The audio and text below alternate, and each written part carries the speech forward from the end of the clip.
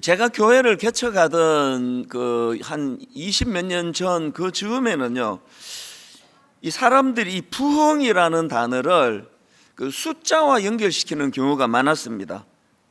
뭐 지금은 그런 경우가 많지 않지만 예전에는 목사님들끼리 오랜만에 만나면 나누는 인사말이 이거였습니다. 교회는 좀 부흥했습니까? 그러면 네, 지금 100명이 늘어나는 부흥을 했습니다. 이런 표현들을 많이 썼습니다. 그리고 또 숫자가 좀 늘어나고 있는 교회는 네, 지금 부흥 중에 있습니다. 그런 표현을 썼습니다. 저에게도 그런 인사 질문이 참 많았습니다. 선배 목사님을 만나면 뭐 개척한 지 2년 됐다며, 요즘 뭐 교회가 좀 부흥하고 있나? 이 말은 지금 몇 명 모이느냐, 그 질문이거든요. 이런 질문을 하고 또 네, 지금은 개척 초기보다 50명이 늘어나는 부흥이 일어났습니다, 이런 표현하고는 적절한 표현은 아닙니다. 왜냐하니까 성경이 말하고 하나님이 말씀하시는 부흥은요, 그런 양적인 성장, 숫자가 늘어나는 걸 말하는 게 아니기 때문입니다. 제가 구구사전을 이 부흥을 찾아보니까요, 부흥을 이렇게 풀이하더라고요. 쇠퇴하였던 것이 다시 일어남. 쇠퇴했던 게 다시 일어나는 거하고 숫자가 늘어나는 거하고는 아무런 상관이 없는 거 아닙니까? 그리고 또 영어로는 이 부흥을 리바이벌이라 그러는데, 리바이벌은 글자 그대로 다시 살아나는 거거든요. 회복이 되는 거거든요. 활력을 찾는 거거든요. 이거 숫자가 늘어나는 거와는 아무 상관이 없는 겁니다. 그럼 뭐가 부흥이냐? 제가 오늘 이 새벽이기 때문에 막 부흥에 대한 뭐 7가지 의미, 뭐 10가지 의미, 이거 다 할 시간도 없고 그렇게 해서도 안 되고요. 오늘은 제가 이 본문에서 드러나고 있는 부흥의 한 단면에 대해서 이걸 좀 이제 같이 나누어 보려고 준비를 해 왔는데요. 오늘 본문에서 발견하는 부흥은 한마디로 말하면 하나님 앞에서의 각성입니다. 각성. 하나님 앞에서의 각성. 요나는 자기가 그냥 누가 물으면 우리처럼 난 하나님을 경외하는 사람입니다. 또 우리는 난 크리스찬이에요. 나 예수 믿는 사람입니다. 이렇게 표현을 하는 그 기존의 예수 믿는 요나가 어떻게 변화를 경험했습니까? 제가 그저께 요나서 1장 9절에 그 요나의 모순을 설명해 드리지 않았습니까? 사람들이 이제 막 풍랑을 만나니까 요나를 에워싸고 도대체 너의 정체가 뭐냐, 그렇게 추궁을 하니까 요나가 하는 말이 요나서 1장 9절입니다. 그가 대답하되 나는 히브리 사람이요 바다와 육지를 지으신 하늘의 하나님 여호와를 경외하는 자로다. 나는 하나님을 두려워하는 자로라. 그래 놓고는 바로 그 다음 10절에서 자기가 여호와의 얼굴을 피함인 줄을 그들에게 말하였으므로, 이 코미디 아닙니까? 자기는 하나님을 두려워하는 사람이라 그래 놓고 나는 하나님이 나한테 뭘 명령하셨는데 난 그거 싫어가지고 나는 지금 피해가고 도망온 사람이라고, 이런 모순된 요나가요, 오늘 본문에서 어떤 부흥을 경험하는가 하니까 오늘 본문 요나서 3장 3절을 보십시오. 요나가 여호와의 말씀대로 일어나서 니느웨로 가니라. 니느웨는 사흘 동안 걸을 만큼 하나님 앞에 큰 성읍이더라. 이게 부흥이에요. 목사인 저의 부흥은요, 여러분 예수 믿는 크리스찬이신 여러분들의 부흥은요, 옛날에 무늬만 뭐 크리스찬 이런 말을 썼잖아요. 모양새만 예수 믿는 사람이고 성경책만 들고 다녔지, 말만 살아가지고 나는 하나님을 경외한다 그랬지, 전혀 하나님과 무관한 삶을 살아가던 그 사람이 이제는 하나님을 진짜 두려워하는 거, 이게 부흥이에요. 그런가 하면은 오늘 본문에서 너무나 놀라는 것이, 그래서 이제 하나님의 말씀에 순종하는 내면의 부흥이 일어난 요나가 순종해서 선포했더니 거기서 하나님의 놀라운 역사, 하나님만이 하실 수 있는 여러 기적들이 막 일어나는데요, 그 중에 하나가 그 악한 니느웨 사람들이 회개를 하는 거예요. 니느웨 사람들이 말로 다 할 수 없는 회개를 통해서 그들에게 부흥이 일어나. 부흥, 이게 부흥이거든요. 어떤 부흥이 일어났는가 보니까, 자, 한번 보십시오. 요나스 3장 5절입니다. 요나스 3장 그 4절에서 부흥이 일어난 요나가 그들에게 말씀을 선포하니까, 요나스 3장 5절입니다. 니느웨 사람들이 하나님을 믿고 금식을 선포하고 높고 낮은 자를 막론하고 굵은 베옷을 입은지라. 회개가 일어나는 거예요. 그리고 이 본문 맨 마지막 결론인 요나스 3장 10절에도 보니까 하나님이 그들이 행한 것 곧 그 악한 길에서 돌이켜 떠난 것을 보시고 하나님이 뜻을 돌이키사 그들에게 내리리라고 말씀하신 재앙을 내리지 아니하시니라. 이게 부흥이에요. 그래서 제가 오늘 그 설교 제목을 회개가 일어나야 되는데요, 그 회개가 어떤 회개냐, 하나님이 뜻을 돌이키시는, 하나님이 뜻을 돌이키실 수밖에 없는 그런 차원에서의 회개가 필요하다. 그거는 하나님의 마음을 움직이는 회개, 하나님의 마음을 움직이는 그 회개, 이게 일어나는 게 이게 부흥이라는 겁니다. 그래서 제가 이제 좀 더 구체적으로 이제 이 내용들을 좀 살펴보려고 하는데요, 요나스 3장 3절에서 요나가 이제 말씀대로 일어나서 이제 그 말씀을 선포하지 않습니까? 그랬더니 4절입니다. 요나가 그 성읍에 들어가서 하루 동안 다니며 외쳐 이르되 40일이 지나면 니느웨가 무너지리라 하였더니, 그랬더니 그 다음 5절입니다. 니느웨 사람들이 하나님을 믿고예요. 하나님을 믿고. 여러분, 이게 부흥이에요. 하나님을 믿는 게 부흥이에요. 교회를 나는 오래 다녔습니다. 그래서 누가 물으면 난 모태신앙입니다, 우리 아버지가 목사입니다, 저는 5대째 예수를 믿습니다. 이게 부흥이 아니고요. 뭐가 부흥입니까? 하나님을 믿는 게 부흥이에요. 니느웨에 부흥이 일어났습니다. 어떤 부흥이요? 그 다음에 나타나는 양상들은 그건 부흥의 결과고요. 막 베옷을 입고 회개가 터지고 있는 결과고요. 하나님을 믿는 게 부흥이에요. 하나님을 믿는 거. 제가 오늘 새벽에 마지막으로 이 설교를 다듬다가 떠올려진 그 에피소드가 하나 있는데, 여러 번 여러분께 말씀드린 에피소드예요. 한경직 목사님, 너무나 우리가 존경하는 그 영락교회 한경직 목사님이 지금은 뭐 천국 가셨지만, 이 어른이 이제 은퇴하시고 돌아가시기 전에 남한산성에 거기서 이제 기거하셨다고 제가 알고 있습니다. 그래서 남한산성에 이 한 목사님이 계시니까 그 당시 젊은 목사님 몇 분이서 한경직 목사님께 인사를 갔답니다. 그리고는 목사님께 인사를 드리고 어떤 분이 이렇게 목사님한테 부탁을 드렸대요. 목사님, 젊은 저희 목사들을 위해서 덕담 한마디만 들려주세요. 그랬더니 한경직 목사님이 이렇게 말씀하셨다는 거죠. 목사님들, 예수 잘 믿으시기 바랍니다. 제가 그 이야기를 개척하고 얼마 있다가 들었을까요? 그 어른의 그 덕담이 제 뇌리에 박혀 있습니다. 제가 할 일은요, 목회 잘하는 게 아니라 예수 잘 믿는 거예요. 우리 권사님들 교회를 위하여 많은 일을 하시는 거 고마운데요, 여러분이 진짜 하셔야 되는 일은 예수 잘 믿는 거예요. 예수 잘 믿는 거. 예수 잘 믿는 목사가 목회하는 그 교회가 부흥하고요, 예수 잘 믿는 장로님들이 당회에서 교회를 함께 기도하고 또 방향을 정하고 하는 그 교회는 한치의 오차가 없습니다. 예수 잘 믿는 청년들이 모인 그 교회는 진짜 희망이 있습니다. 오늘 이 새벽에 여러분, 어떤 것보다도 여러분의 소원이 예수 잘 믿기 원합니다. 예수 잘 믿는 아버지, 예수 잘 믿는 어머니, 예수 잘 믿는 아들, 예수 잘 믿는 딸, 예수 잘 믿는 목사. 오늘 우리 옆에 분들한테 진심 어린 덕담, 누군지 잘 모르는 분이 앉아 계시지만 마음을 담아서 그냥 근성으로 하지 마시고, 왜? 이게 공동체니까요. 니느웨가 공동체적으로 부흥했던 것처럼 진심을 담아서 한번 이렇게 축복으로 인사하시면 좋겠습니다. 성도님, 그 누군지 모르시니까요, 장로님인지 뭐 권사님인지 모르시니까 그냥 성도님, 예수 잘 믿으시기 바랍니다. 한번 옆에 분들한테 진심으로 덕담을 한번 해주시면 좋겠습니다.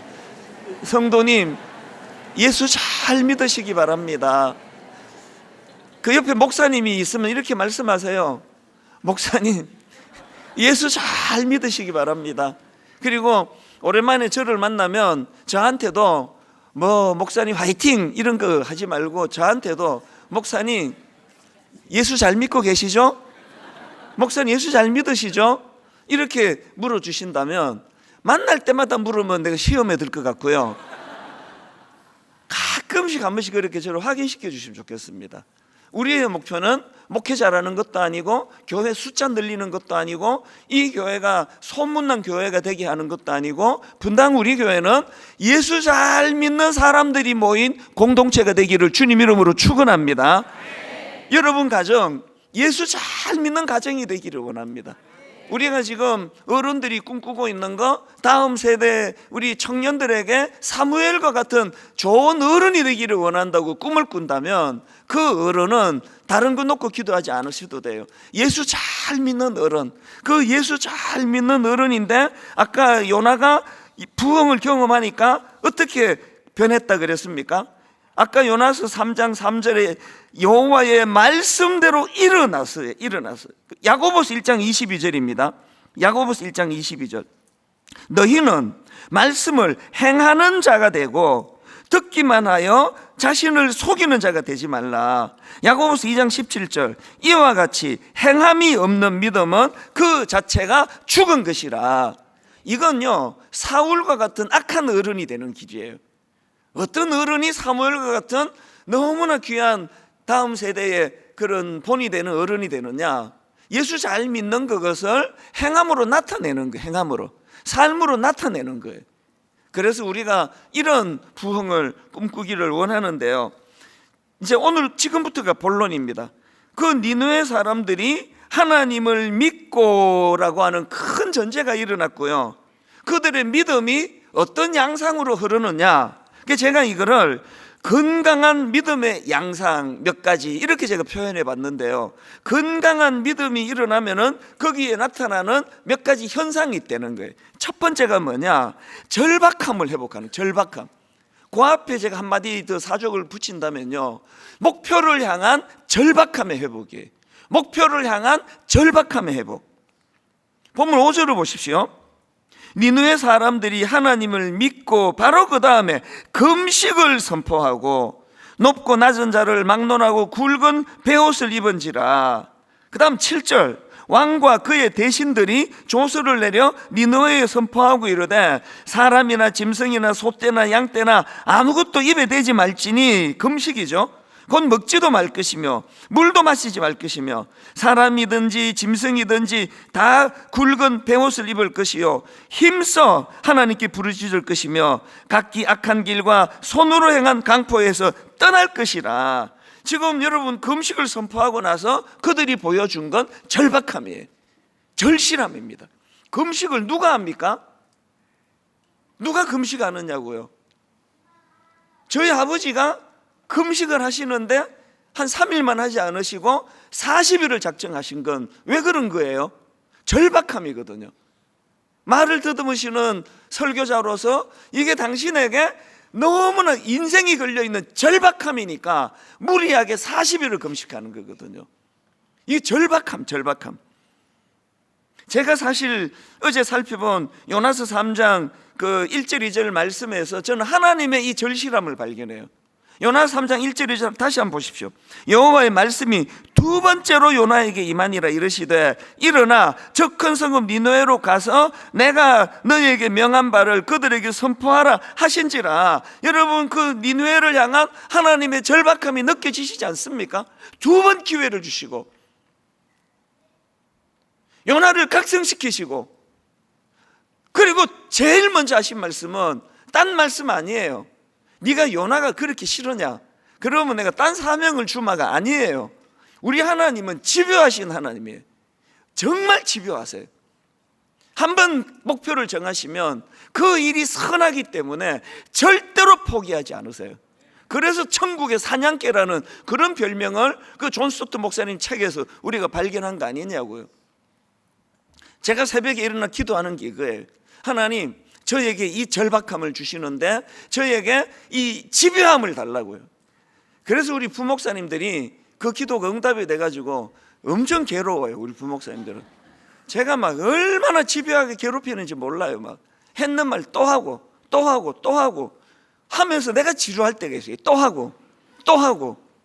그래서 저는 공포의 반복이라는 별명을 제 스스로가 만들었어요.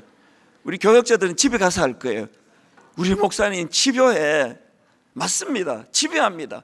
여러분, 여름에 제가 청년부를 살리라는 하나님의 명을 한마디 받고 지금까지 6일 내내 청년 얘기 안 할 데가 없잖아요. 왜 그러냐? 원고에는 없습니다. 그런 얘기가 튀어나와요.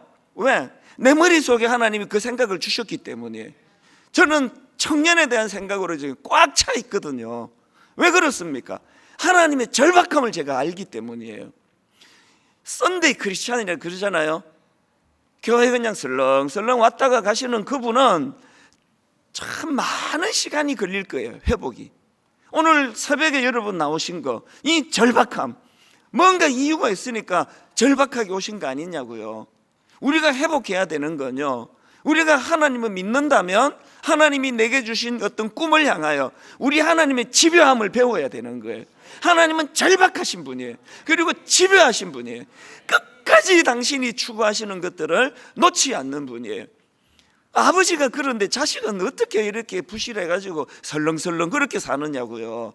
아니, 아버지가 이런 성품을 갖고 계시는데 변화된 하나님의 아들, 변화된 하나님의 딸, 여러분에게 목표가 있어야 되고요. 그 목표를 향하여 절박함으로. 제가 그저께도, 어제도 제가 그 홈페이지에 올라온 간증 게시판 글을 소개해 드렸는데요, 어제도 제가 너무나 은혜로운 뭉클한 글을 하나 제가 발견을 했는데, 이분은요 우리 교회 성도가 아니에요. 지방에 계시는 분입니다. 한번 들어보세요. 저는 전북 군산에 사는 40대 주부 누구누구 성도입니다. 분당 우리 교회 특세에 언젠가 한 번은 꼭 참석하게 해달라고 기도했었는데 제 기도를 들어주셨습니다. 그리고 그 다음 내용을 한번 들어보십시오.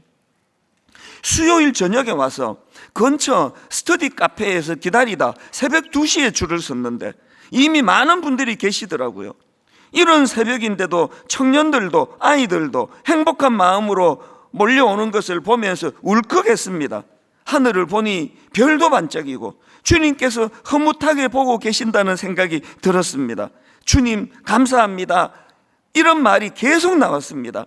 찬양과 말씀 그리고 기도, 너무 벅차고 뭐라 말할 수 없는 감동과 큰 은혜를 받고 돌아갑니다. 제가 감동을 받는 게요, 이분이 분당 우리 특세를 참석하시려고요 군산에서 그 전날 밤에 와가지고 근처 스터디 카페에서 기다렸다는 건 무슨 말인지, 난 여기 지금 25년째 사는데 스터디 카페가 있나 여기에? 찾아내신 거 아니겠냐고요. 그걸 기어이 찾아내셔가지고 거기서 그 피곤한 몸을 잠깐 이제 쉬시다가 새벽 2시에, 여러분 우리는 학 자체 건물이 없잖아요, 예배당이. 그러니까 학교가 관리하기 때문에 새벽 2시에 오면 문을 안 열어줘요. 수희 아저씨도 주무셔야 되잖아요. 거기서부터 줄을 서서 기다리는 거죠. 그런데 더 놀랐던 게 새벽 2시에 왔는데 이미 그렇게 줄을 서서 기다리는 많은 분들이 계시더, 많은 분들이. 이분 표현이 거기에 보니까 청년도 있고 어른도 있고 아이들도 있고. 뭘 말하는 겁니까 이게? 그게 절실함이거든요. 뭐 집에서 그냥 영상으로 봐도 다 볼 수 있는 건데 그 왜 새벽 2시에 그 문도 안 열어주는 학교 교문 앞에 서 계시느냐고요. 왜 그러십니까? 왜 제가 매 특세 광고 주일 하면은 제발 좀 일찍 오지 말라는 광고를 이걸 빠뜨리지 않고 하는 이유가 뭐냐고요. 매년마다 이런 절박한 분들이 계시거든요. 그 절실함 속에 이분이 전라북도 군산에서 올라오셔가지고 너무나 벅차고 뭐라 말할 수 없는 감동과 큰 은혜를 받고 돌아간다고 하는데요, 그건 어제 했던 프로그램 때문이 아니에요. 이분의 절박함 속에 이 절실함을 가지고 그렇게 나를 세면서, 여러분 이분이 40대인데 청년들처럼 뭐 스타디 카페에가 좀 쉬다가 밤을 새면서 2시에 줄을 서시고 이럴 수 있는 체력은 아닌 거 아닙니까? 40대도 미안해요. 열정이 어디서 나오느냐? 절박함에서 나오는 거예요. 어떤 절박함? 예수 잘 믿고 싶은 거죠. 정말 예수 잘 믿고 싶습니다.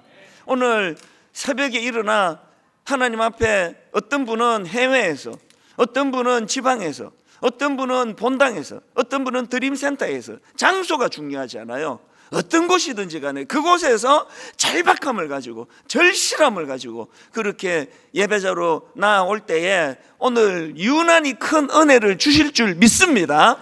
설교가 좋아서, 프로그램이 좋아서가 아니에요. 그 절실한 내 마음, 이것이 니느웨의 부흥이에요.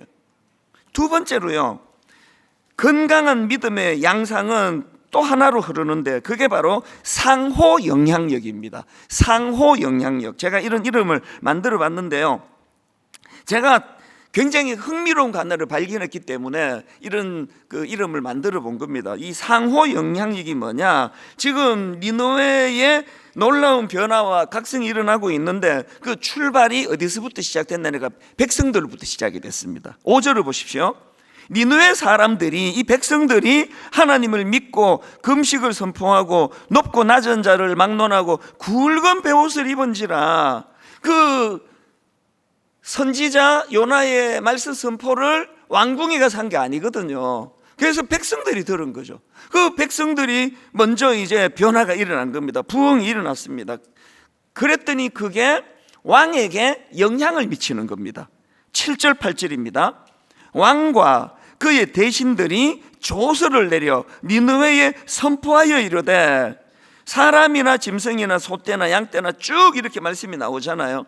제가 여기서 상호 영향력을 발견한 거예요.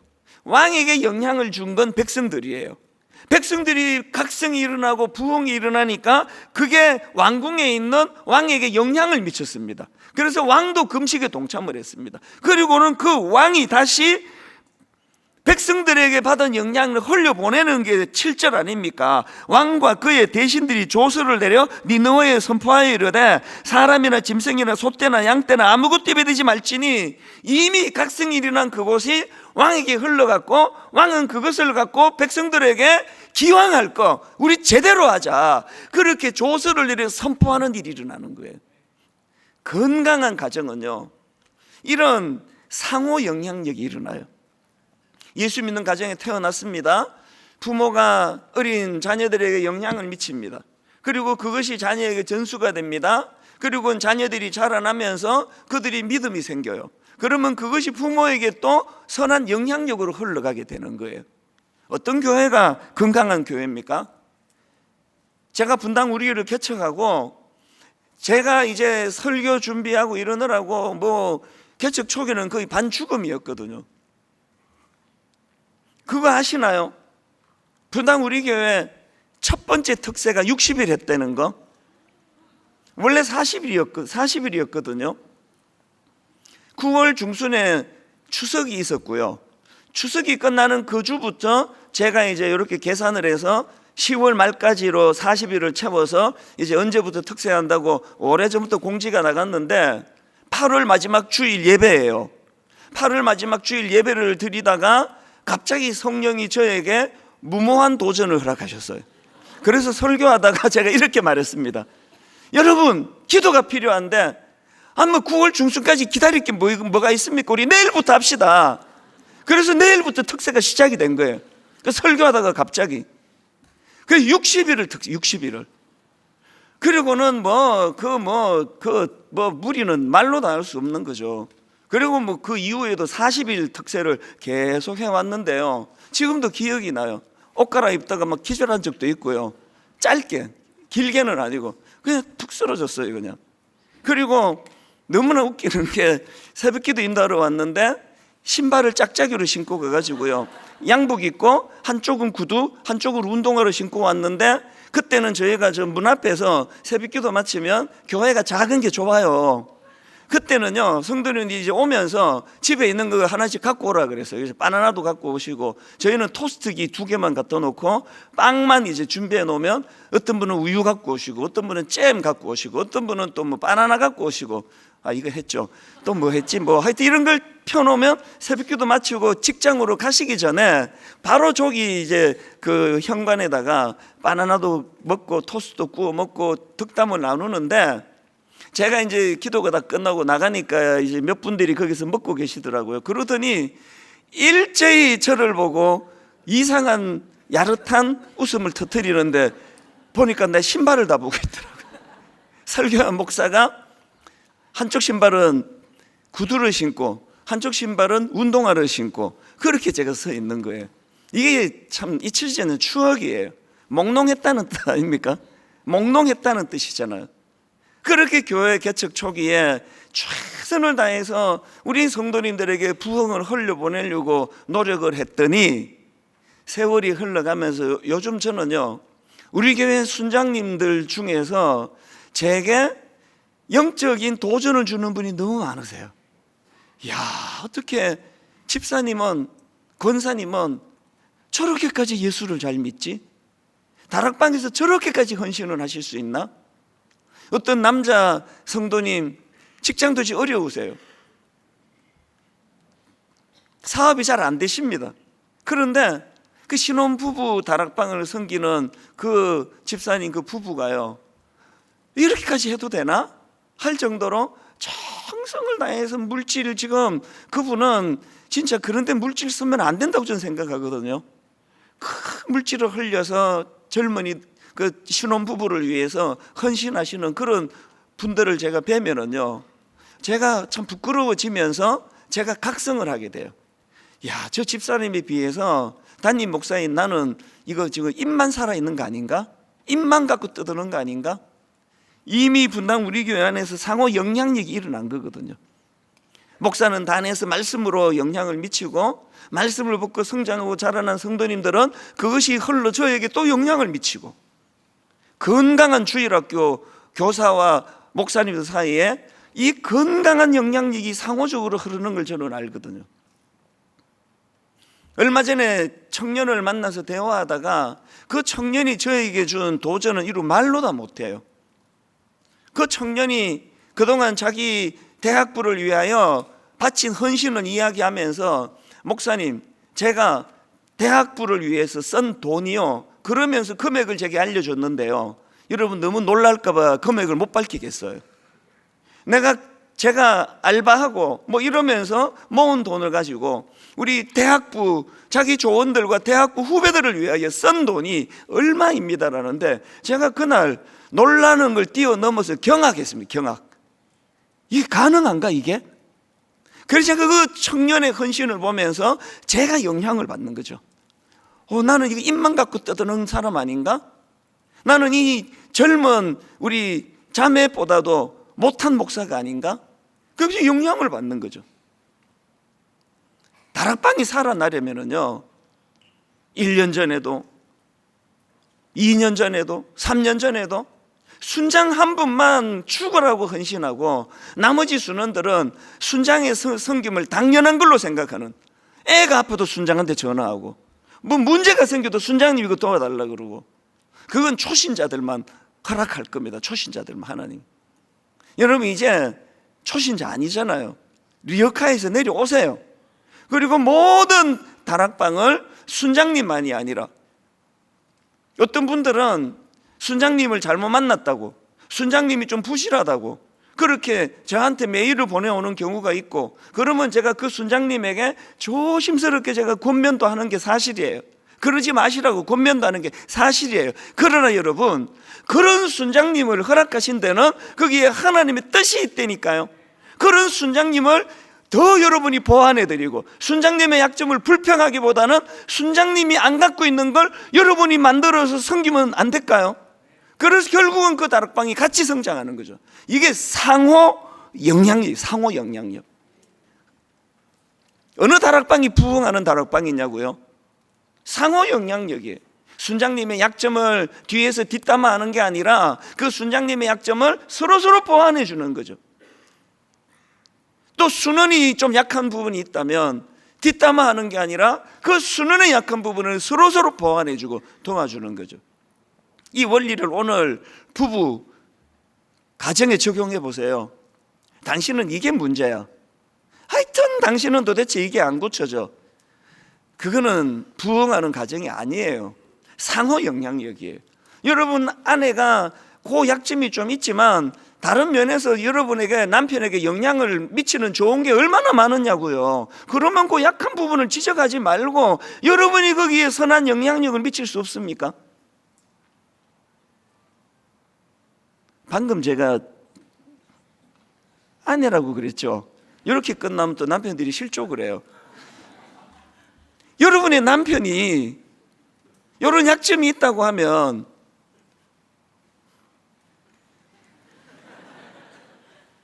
그 남편으로 여러분이 받는 그 선한 영향력이 얼마나 많으냐고요. 그걸 감사하면서 요 남편의 약한 부분은 내가 잔소리하기보다 내가 보완해 드려야 되겠다. 이게 부흥하는 교회예요. 이렇게 가정이에요. 이렇게 많은 분이 계시겠죠. 목사님, 그 남편을 향한 저의 선한 영향력이 그게 잔소리예요. 내 영향력은 잔소리로 나타납니다. 그러면 할 말이 없습니다. 아시겠죠, 그죠? 목사는 왜 웃으세요? 피차간에 다 졸리니까 빨리 이럴 때는 이제 다음으로 넘어가는 게 제일 좋습니다. 세 번째로요, 건강한 믿음의 양상이 하나 더 나오는데요, 내려놓기. 건강한 믿음의 양상은 내려놓기예요. 내가 지금 부흥하고 있나? 요거 점검해 보시면 돼요. 자, 6절을 다시 한번 보십시오. 그 일이 니느웨 왕에게 들림에 왕이 보좌에서 일어나 왕복을 벗고예요. 왕이 보좌에서 일어나 왕복을 벗고 굵은 베옷을 입고 제 위에 앉으니라. 여러분, 왕복 위에다가 저를 뿌리면 안 됩니까? 내가 지금 양복을 입고 있으면 여기에다가 저를 뿌리면 안 됩니까? 왕복을 벗고예요. 왕복을 벗고. 지금 이 니느웨 왕에게 나타나는 부흥이 어떤 양상입니까?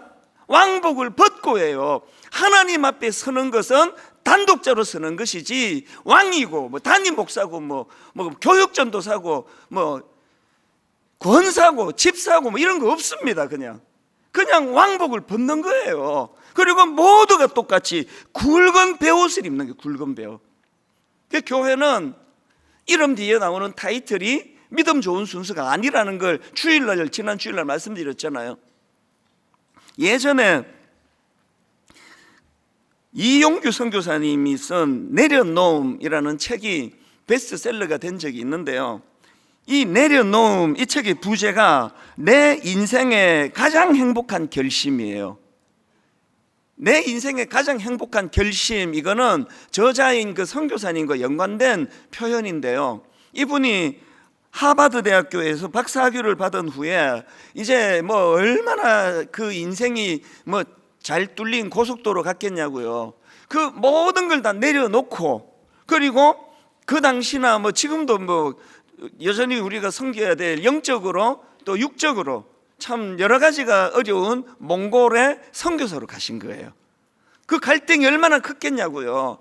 다 내려놓고 하버드 박사라고 하는 그 부대적인 수많은 것들을 다 내려놓고, 그리고 몽골 선교사로 가는 일을 결정했더니 그 결심이 자기 인생에서 가장 행복한 결심이고 결정이더라. 그 책이 내려놓음이에요. 이 책에서 강조하는 게 이거더라고요. 너는 내려놓아라, 내가 채워주리라 해요. 하나님이 너는 내려놓아라, 내가 채워줄게. 옛날에 그 주일학교 이 노래 다 아시죠? 졸릴 때가 됐으니까 불러드릴게요. 사랑은 참으로 버리는 것, 사랑은 참으로 버리는 것, 더 가지지 않는 것. 이상하다 동전 한 입 움켜잡으면 없어지고, 쓰고 빌려주면 풍성해져 땅 위에 가득하네. 오! 사랑은 참으로 버리는 것, 버리는 것, 버리는 것. 사랑은 참으로 버리는 것, 더 가지지 않는 것. 제가 초등학교 때인가 중학교 때인가 나온 찬양인데요, 한 번씩 이렇게 떠올려지는 거죠. 사랑은 버리는 건데요, 그 사랑에, 버리는 사랑의 신비로운 그 마술이 뭐냐? 이상하다 동전하니 움켜잡으면 없어지고, 쓰고 빌려주면 풍성해져 땅 위에 가득하네. 그래서 오! 유레카! 깨달았다! 그래서 오예요. 오!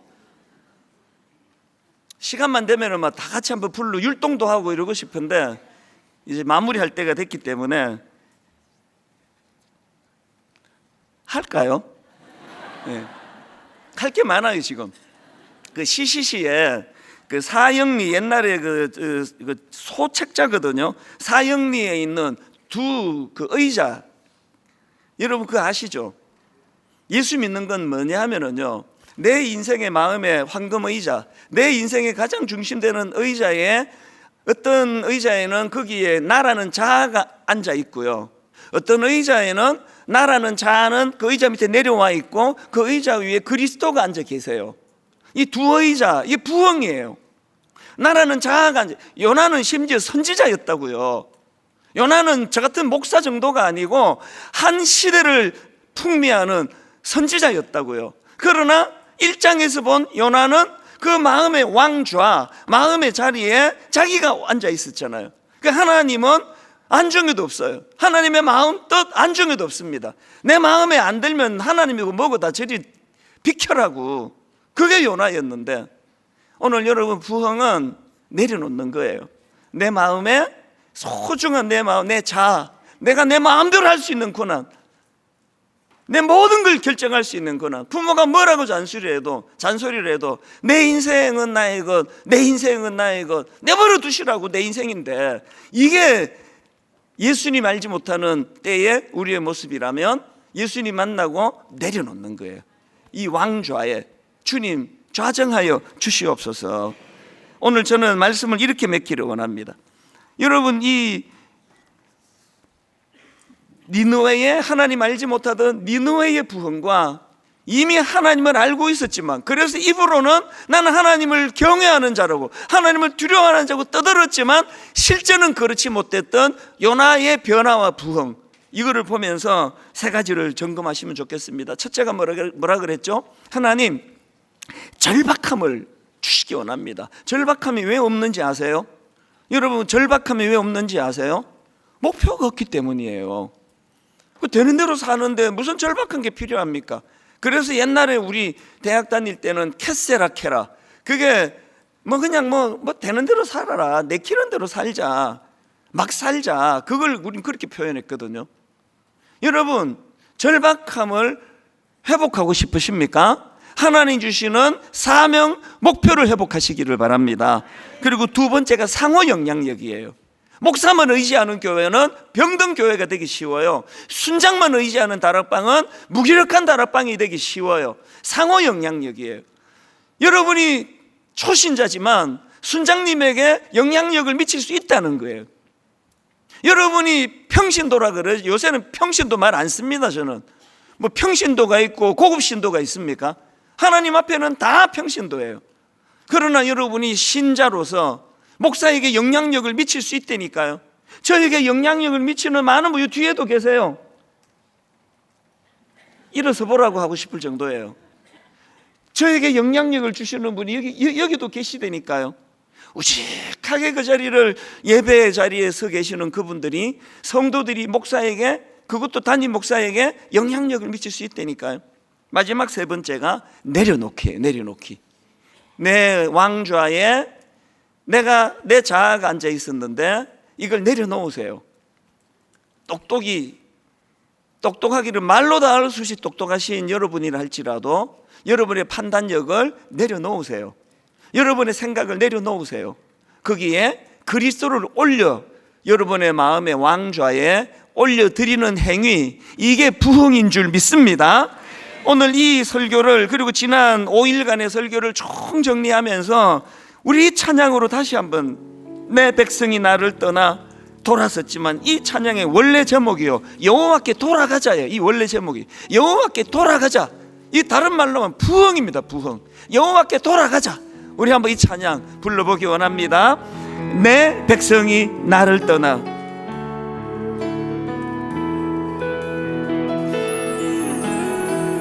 내 백성이 나를 떠나 돌아섰지만 포기할 수 없으신 하나님 마음, 내 사랑이 내 백성을 포기 못하니, 십자가 하나님의 이 사랑, 내 모든 것 내어주고 나 그들을 얻으리라. 이 하나님의 마음을 우리가 이해한다면 여호와께 돌아가자. 우린 돌아서도 그는 변치 않네. 여호와께 돌아가자. 우린 넘어져도 그 사랑 영원하네. 우리 다시 한번 고백합니다. 내 백성이 나를 떠나. 내 백성이 나를 떠나 돌아섰지만, 여러 이 새벽에 아버지 하나님의 마음을 좀 느끼면서 내 백성이, 내 사랑이 내 백성을 포기 못하니, 내 모든 것 내어주고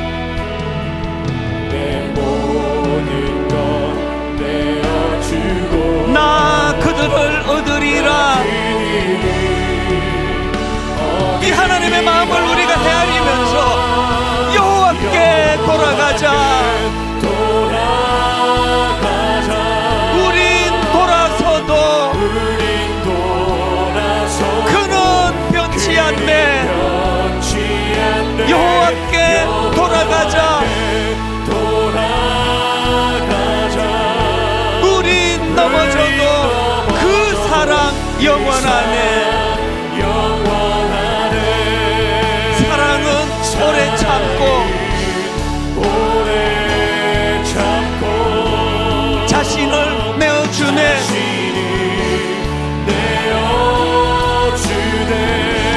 서로 사랑할 때 세상을 주보내. 선포합니다. 사랑은 절대 지지 않네. 사랑은 오래 참고 자신을 내어주네.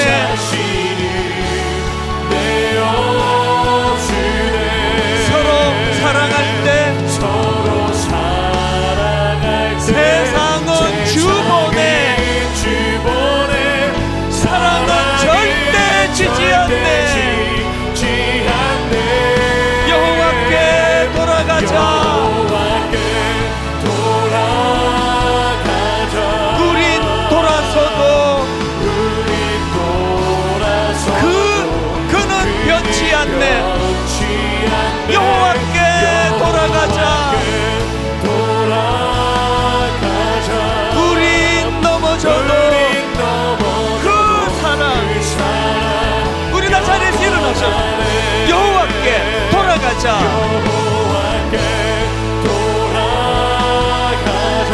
우린 돌아서도 그는 변치 않네. 이 새벽에 하나님 앞에 진실하게 여호와께 돌아가자. 우린 넘어져도 그 사랑 영원하네. 다 주의 크신 이름 높이며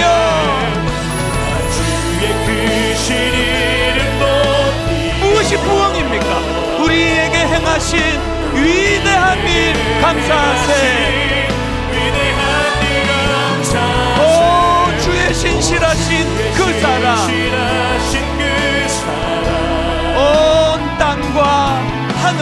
위에 계셔 홀로 영원하시니라. 여러분도 마음을 주님께 드리면서 다 주의 이름 높이며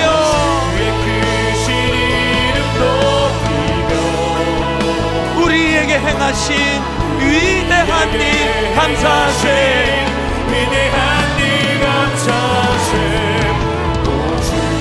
오 주의 신실하신 그 사랑 온 땅과 하늘 위에 계셔 홀로 영원하시니라. 우리 마지막으로 전심을 다하여 고백합니다. 다 주의 크신 이름 높이며 부흥을 꿈꿉니다. 우리에게 행하신 위대한 일 감사하세. 오 주의 신실하신 그 사랑 온 땅과 하늘 위에 계셔 홀로 영원하시니라. 온 땅과 하늘 위에 계셔 홀로 영원하시니라. 온 땅과 하늘 위에 계셔 홀로 영원하시니라. 제가 기도하기 전에 옛날에 한때는 그 주님 이름 3번 부르는 거를 안 했습니다. 절대 안 했습니다. 왜냐하니까 이게 너무 습관이 돼 있다. 한국 교회가 이 기도만 하면은 주여 주여 주여 하고 기도하는 게 습관이 돼 있어서 한때는 안 했는데요, 요즘에 다시 그렇게 해요. 왜? 습관으로가 아니라 주님 이름을 부르기 전에 기도하는 거, 이거 점검해야 됩니다. 기도하기 전에 주님을 부르고 찾아야 돼요. 그래서 우리 주님 이름 3번 부를 때 천천히 그러나 절박하게 절실함으로 주님, 나는 주님의 이름이 내게 필요합니다, 그 마음으로 우리 주님 이름 3번 큰 소리로 선포하고 통성으로 기도하기 원합니다. 주님